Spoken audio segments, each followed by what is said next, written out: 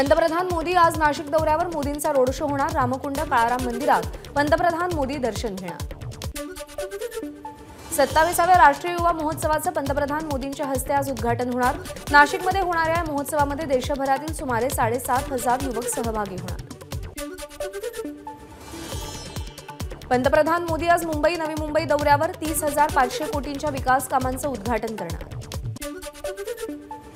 पंतप्रधान मोदींच्या नाशिक दौऱ्याची वेळ बदलली. दुपारी 12:15 ऐवजी मोदी सकाळी 10:15 वाजता नाशिकमध्ये दाखल होणार.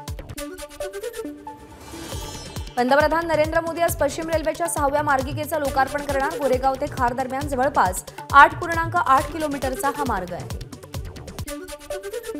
ईस्टर्न फ्रीवेच्या ऑरेंज गेट ते मरीन ड्राईव्हला जोडणाऱ्या भूमिगत रस्त्याचं आज पंतप्रधानांच्या हस्ते भूमिपूजन. 9.2 किलोमीटर लांबीचा हा मार्ग असेल. या रस्त्यामुळे ईस्टर्न फ्री ते मरीन ड्राईव्ह पर्यंतचं अंतर 10 मिनिटात पार करता येईल.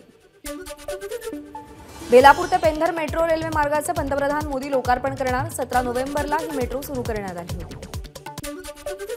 नवी मुंबई शहर आणि उरण तालुका रेल्वे मार्गाचं लोकार्पण आज पंतप्रधान मोदींच्या हस्ते होणार आहे. खारकोपर ते उरण रेल्वे मार्गाचं उद्घाटन होईल. गेल्या 15 वर्षांपासून हा प्रकल्प रखडलेला होता. मार्ग अखेर पूर्ण झालाय.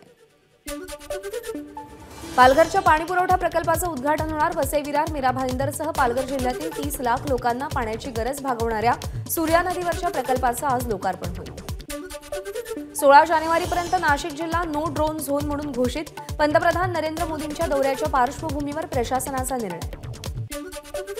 पंतप्रधान नरेंद्र मोदींच्या हस्ते गोदावरी पूजन होणार. या पार्श्वभूमीवर नाशिकचा रामकुंड परिसराला फुलांची आकर्षक सजावट.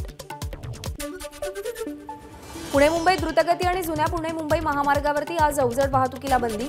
पंतप्रधान मोदींच्या दौऱ्यामुळे प्रशासनाकडून खबरदारी. मुंबई अहमदाबाद राष्ट्रीय महामार्गावर सकाळी 6 ते रात्री 10 वाजेपर्यंत अवजड वाहनांना बंदी. पालघर जिल्हाधिकारी कार्यालयाचा निर्णय. आधी कांदा निर्यात बंदी उठवा, मगच नाशिकमध्ये पाय ठेवा. पंतप्रधान मोदींच्या दौऱ्याआधी स्वाभिमानी शेतकरी संघटनेचा इशारा. बाळासाहेब ठाकरे हयात असेपर्यंत सगळं काही नीट सुरू होतं. मात्र त्यांच्या निधनानंतर शिवसेनेमध्ये चढाओढ सुरू झाली. अपात्रतेच्या निर्णयानंतर मुख्यमंत्री एकनाथ शिंदे यांची उद्धव ठाकरेंवर सडकून टीका. केवळ पक्षाचा प्रमुख मोठा झाल्यानं पक्ष मोठा होत नाही, तर सामान्य कार्यकर्ता मोठा झाला पाहिजे. मुख्यमंत्री एकनाथ शिंदेंचा उद्धव ठाकरेंवर निशाणा. मुख्यमंत्री एकनाथ शिंदेंची आनंद दिघेंच्या स्मृतीस्थळाला भेट. शिवसेना आमदार अपात्रता निर्णयानंतर ठाण्यातील आनंद आश्रमात दिघेंच्या स्मृतीस्थळाला मुख्यमंत्र्यांकडून अभिवादन. एकमेकांना चोर म्हणा, डाकू म्हणा, देणं घेणं नाही. दुकानदारी संपल्यानं नैराश्य आल्याचं दिसतंय. उपमुख्यमंत्री देवेंद्र फडणवीसांची उद्धव ठाकरेंवर टीका. अध्यक्षांचा निकाल कायदेशीर बाबींचा विचार करून फडणवीसांचं वक्तव्य. छत्रपती संभाजीनगरमध्ये फडणवीसांच्या कार्यक्रमात लाभार्थींचा गोंधळ. फडणवीसांच्या आवाहनानंतरही आरोग्य किट घेण्यासाठी झुंबड.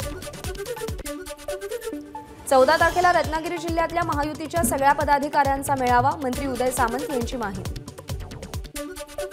लोकसभा निवडणुकीसाठी सगळ्या जिल्ह्यांमध्ये संयुक्त मेळावे घेण्याचा महायुतीतील पक्षांचा निर्णय. रविवारी पुण्यामध्ये पहिल्या मेळाव्याचं आयोजन. पालकमंत्री अजित पवारांच्या उपस्थितीमध्ये मेळावा होणार.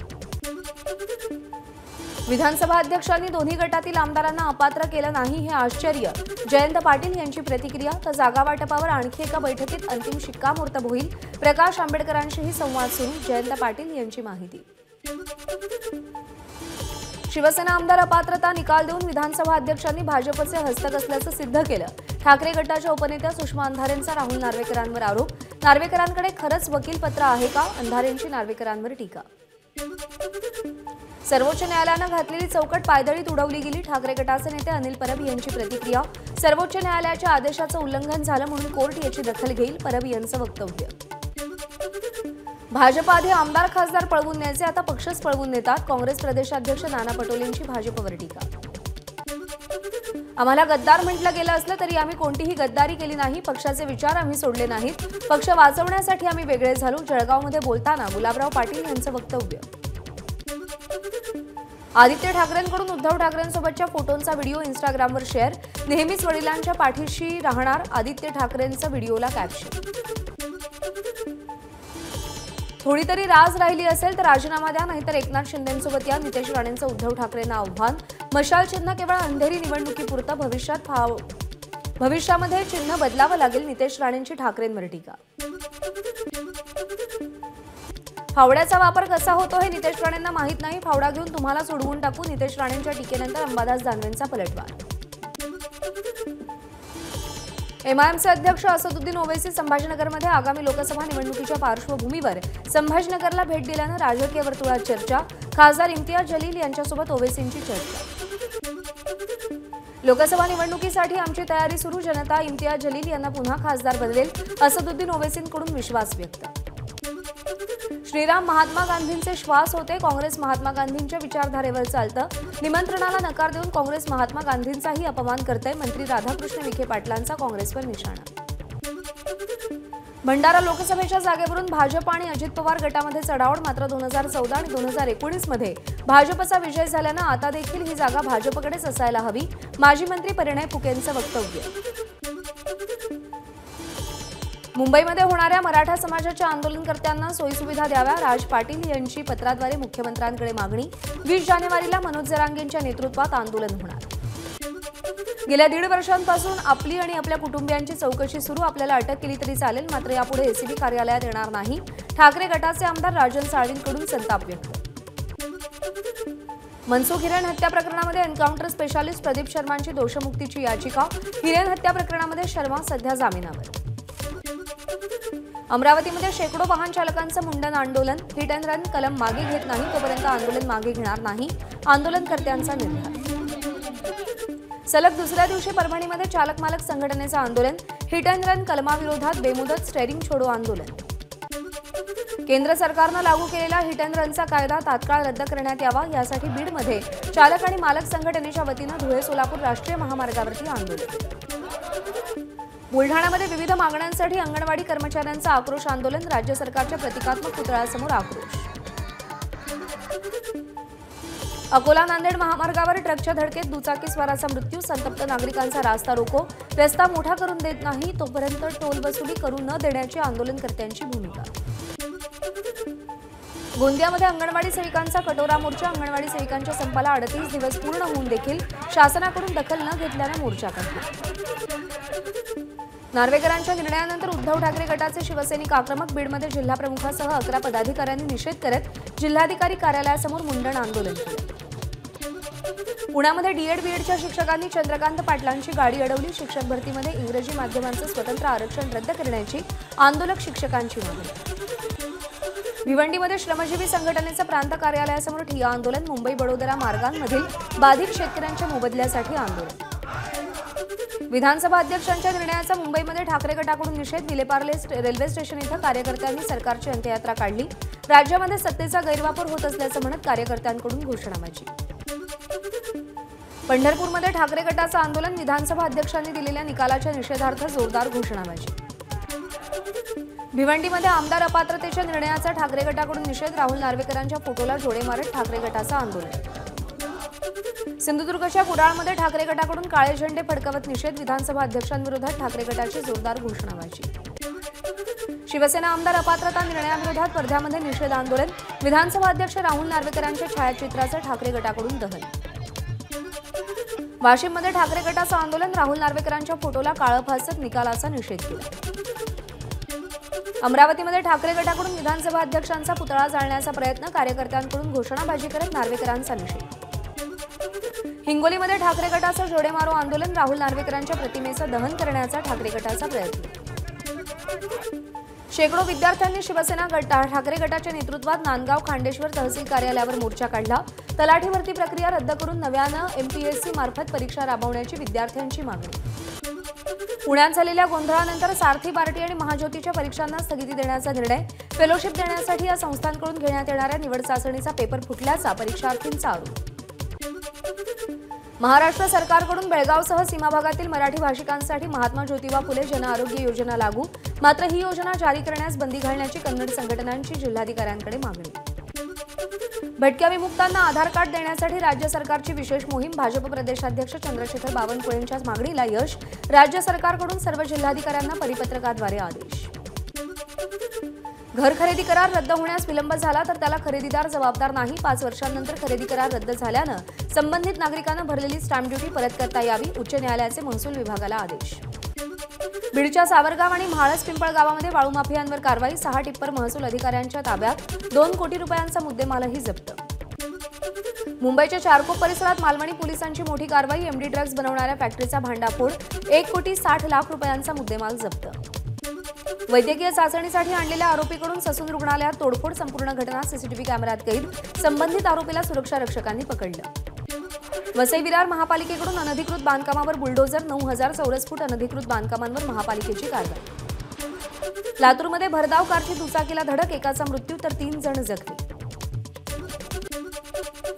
धुळे जिल्ह्यामध्ये पुन्हा लंपी आजाराचा शिरकाव 4ही तालुक्यामध्ये 50 गावांमध्ये लंपीची साथ रोगाचा प्रसार अन्य ठिकाणी होऊ नये यासाठी जनावरांचे आठवडे बाजार बंद करण्याचे जिल्हाधिकाऱ्यांचे आदेश राज्यामध्ये 144 नव्या कोरोना रुग्णांची नोंद ऍक्टिव्ह रुग्णांची संख्या 824 स्वच्छ सर्वेक्षण 2023 मध्ये नवी मुंबई देशात तृतीय क्रमांकावर तर राज्यामध्ये पहिली राष्ट्रपती द्रौपदी मुर्मूंच्या हस्ते महापालिका आयुक्त राजेश नार्वेकरांनी मानाचा राष्ट्रीय पुरस्कार स्वीकारला नवी दिल्लीमध्ये स्वच्छ भारत पुरस्काराचं वितरण राष्ट्रपती द्रौपदी मुर्मूंच्या हस्ते वितरण सोहळा 2 मराठी भाऊ ठरले पुरस्काराचे मानकरी 21 जानेवारीला टाटा मुंबई मॅरेथॉनचं आयोजन आंतरराष्ट्रीय मॅरेथॉनचं यंदा 19वे वर्ष यामध्ये 59,000हून अधिक लोक सहभागी होणार